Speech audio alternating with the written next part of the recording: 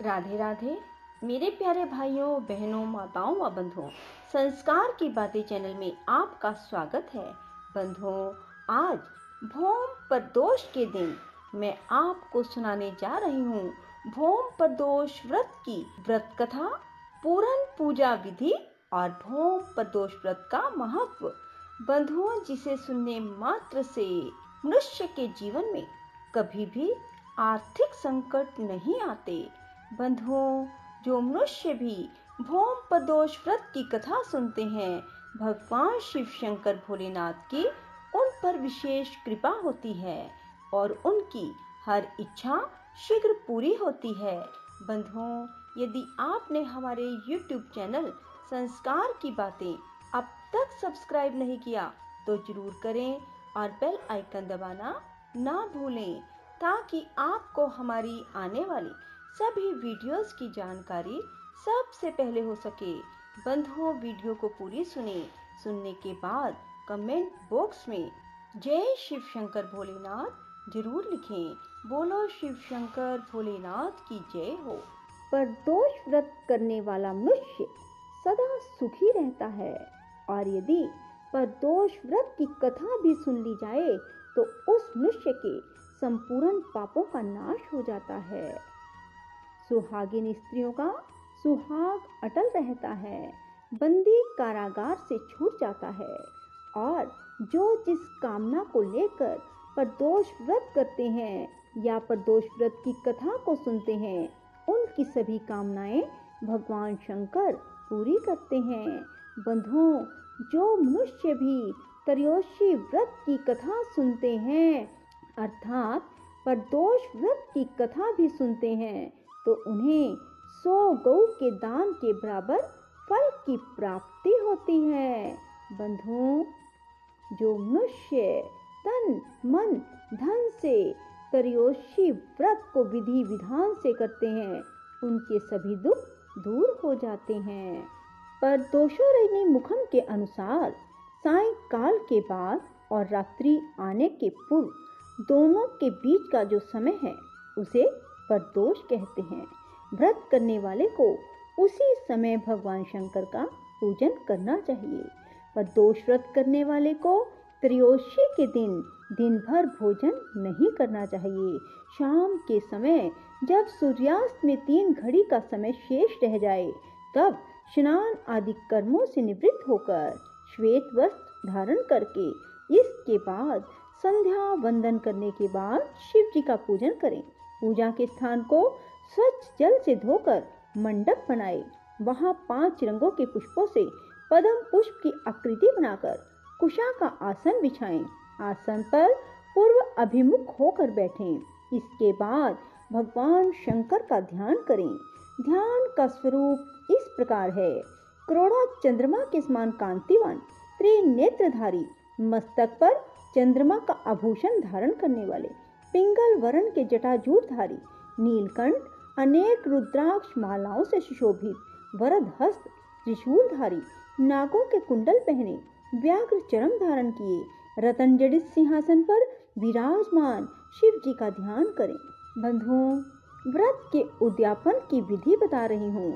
प्रातः स्नान आदि कार्य से निवृत्त होकर रंगीन वस्त्रों से मंडप बनाएं।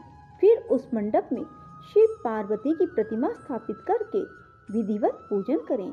इसके बाद शिव पार्वती के उद्देश्य से खीर से अग्नि में हवन करें। हवन करते समय ओम उमा सहित शिवाय नमः मंत्र से 108 बार आहुति दें। इस प्रकार ओम नमः शिवाय के उच्चारण के शंकर जी के निमित्त आहुति प्रदान करें। हवन के अंत में किसी धार्मिक व्यक्ति को सामर्थ्य के अनुसार दान दें। ऐसा करने के बाद ब्राह्मण को भोजन दक्षिणा से संतुष्ट करें। व्रत पूर्ण हो ऐसा वाक्य ब्राह्मणों द्वारा कहलवाना चाहिए। ब्राह्मणों की आज्ञा पाकर अपने बंधु बांधवों को साथ में लेकर मन में भगवान शंकर का स्मरण करते हुए व्रती को भोजन करना चाहिए। इस प्रकार उद्यापन करने से व्रती पुत्र पौत्र आदि से युक्त होता है तथा आरोग्य लाभ करता है। इसके अतिरिक्त वह अपने शत्रुओं पर विजय प्राप्त करता है एवं संपूर्ण पापों से मुक्त हो जाता है। बंधुओं, ऐसा स्कंद पुराण में कहा गया है। अब मैं आपको प्रदोष व्रत का महत्व बता रही हूँ। बंधुओं, त्रयोदशी अर्थात प्रदोष का व्रत करने वाला मनुष्य सदा सुखी रहता है। उसके संपूर्ण पापों का नाश इस व्रत से हो जाता है। इस व्रत के करने से विधवा स्त्रियों को अधर्म से ग्लानि होती है। सुहागी नारियों का सुहाग अटल रहता है। बंदी कारागार से छूट जाता है। जो स्त्री पुरुष जिस कामना को लेकर व्रत करते हैं उनकी सभी मनोकामनाएं पूरी होती हैं। त्रयोदशी का व्रत करने वाले को 100 गौ दान का फल प्राप्त होता है। इस व्रत को जो विधि विधान और तन मन धन से करता है उसके सभी दुख दूर हो जाते हैं। बोलो शिव शंकर भोलेनाथ की जय हो। मंगल प्रदोष व्रत। सूत जी बोले, अब मैं मंगल त्रयोदशी प्रदोष व्रत का विधि विधान कहता हूँ। मंगलवार का दिन व्याधियों का नाशक है। इस व्रत में एक समय व्रती को गेहूं और गुड़ का भोजन करना चाहिए। देव प्रतिमा पर लाल रंग का फूल चढ़ाएं। स्वयं लाल वस्त्र धारण करें। इस व्रत के करने से मनुष्य सभी पापों व रोगों से मुक्त हो जाता है। इसमें किसी प्रकार का संशय नहीं है। अब मैं आपको उस बुढ़िया की कथा सुनाती हूँ जिसने यह व्रत किया और मोक्ष को प्राप्त हुई। प्राचीन काल की बात है। एक नगर में एक बुढ़िया रहती थी। उसके मंगलिया नाम का एक पुत्र था। वृद्धा की हनुमान जी पर बड़ी श्रद्धा थी। वह प्रत्येक मंगलवार को हनुमान जी का व्रत रखकर यथाविधि उनको भोग लगाती। इसके अलावा मंगलवार को ना तो घर लीपती ना ही मिट्टी खोदती। इसी प्रकार से व्रत रखते हुए जब उसे काफी दिन बीत गए तो हनुमान जी ने सोचा, चलो आज इस वृद्धा की श्रद्धा की परीक्षा करें। वे साधु का वेश बनाकर उसके द्वार पर जा पहुंचे और पुकारा, है कोई हनुमान का भगत जो हमारी इच्छा पूरी करे। वृद्धा ने यह पुकार सुनी तो बाहर आई और पूछा, महाराज क्या आज्ञा है। साधु वेशधारी हनुमान जी बोले, मैं बहुत भूखा हूँ, भोजन करूँगा, तू थोड़ी सी जमीन लीप दे।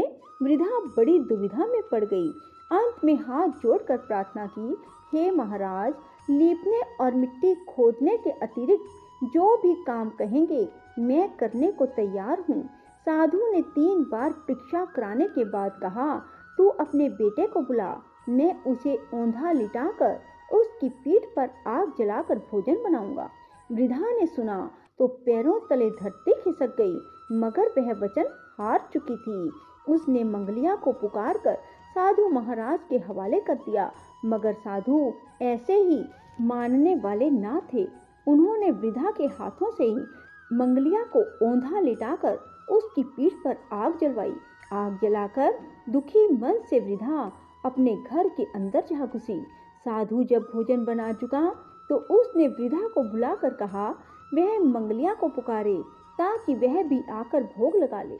वृद्धा आंखों में आंसू भर कर कहने लगी, अब उसका नाम लेकर मेरे हृदय को ना दुखाओ।